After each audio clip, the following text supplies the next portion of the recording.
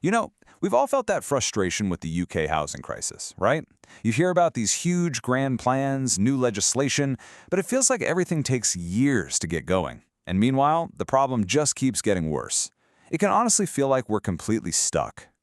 But what if the solution isn't about waiting for some massive new plan to slowly grind its way through the system? What if we could actually start nudging things in the right direction, like right now, using the tools, the laws, the powers that we already have? All right, so here's the plan. First, we're going to look at what's being called the Great Housing Standoff. Then, we'll dive into this idea of unlocking hidden homes and the sheer scale of that supply. After that, we'll get into why waiting seems to be the best option for some, and finally, we'll explore some small nudges that could lead to some really big moves. Okay, first up, the Great Housing Standoff. I mean, everyone agrees there's a massive problem, so why does it feel like nothing is actually happening? Well, the source material we're looking at has a great metaphor for this. It calls it a political Mexican standoff. And the thing is, it's not that we don't have solutions. We do. It's just that nobody wants to be the first one to make a move. It's seen as too risky, politically speaking. So everyone just waits, waiting for someone else to blink first. And the result? Complete and total inaction. And this inaction, it creates what you could call a policy loop. You know how it goes. First, we get endless reviews. Those reviews lead to consultations. The consultations then lead to these big, grand announcements, which are then, almost inevitably, followed by delays. And look, each step on its own might seem sensible, but when you put them all together, it's just a recipe for total paralysis. Okay, so it's that paralysis that tells us we need a totally different way of thinking about this. Which brings us to our next idea, unlocking hidden homes.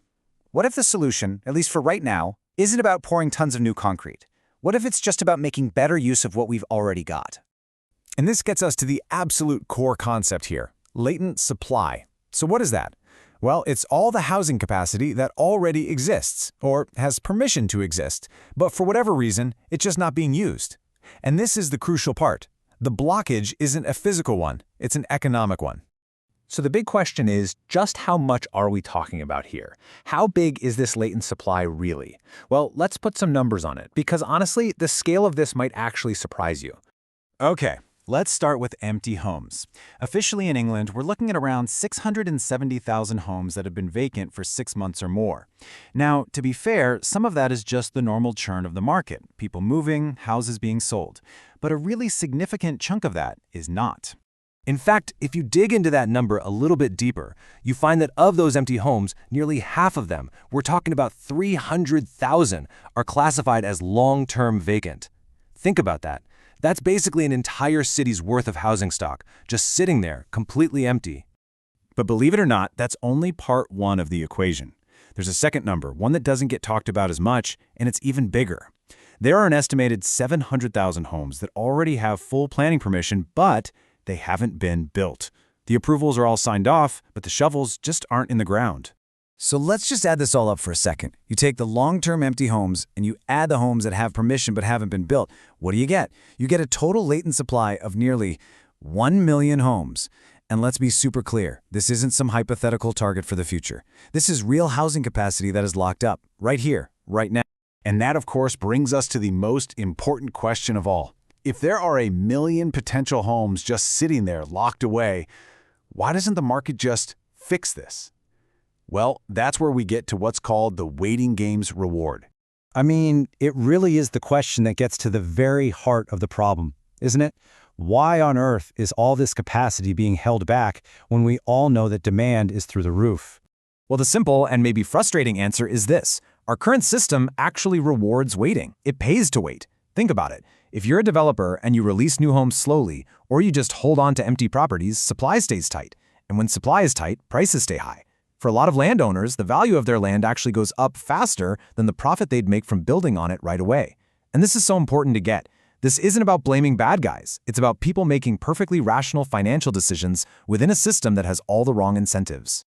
Okay, so if the whole problem boils down to misaligned incentives, then the solution has to be about changing them, right? How do we actually change the rules of the game? That brings us to our final section, small nudges, big moves. And look, the ideas for how to do this aren't radical or untested. Other countries are already on it. You look at Germany. They have higher taxes on properties that are left vacant long term. In France, these vacancy taxes in high-demand cities. And check out Singapore. They give out building permissions that are time-limited. The lesson from all of this is pretty simple. When you make it so that waiting no longer pays, guess what? Things start to move. So what could we actually do in the UK, like, starting tomorrow? Well, we could have targeted programs specifically for getting empty homes back into use in the areas that need them most. We could attach use it or lose it conditions to planning permissions that are already out there. We could even get the ball rolling with some public build-to-rent projects on those sites that have been stalled for ages. See, these are small administrative nudges. We're not talking about some giant political revolution here. And I know what you might be thinking. What about the cost? And that is a crucial point. But here's the thing. We are already spending tens of billions of pounds every single year on the consequences of this housing shortage, on things like housing benefits and putting people in temporary accommodation. So this isn't a case of new money versus nothing. It's about spending a bit differently now to save an absolute fortune down the line. And really, that's what this all boils down to. At the end of the day, the solution isn't about forcing anyone to do anything. It's about changing what the source material calls the payoff matrix. You know, the underlying rules of the game, so that building just becomes the normal default thing to do again. It's about making it the logical, rational choice for everyone to unfreeze the standoff and finally start unlocking all of that potential that's already there.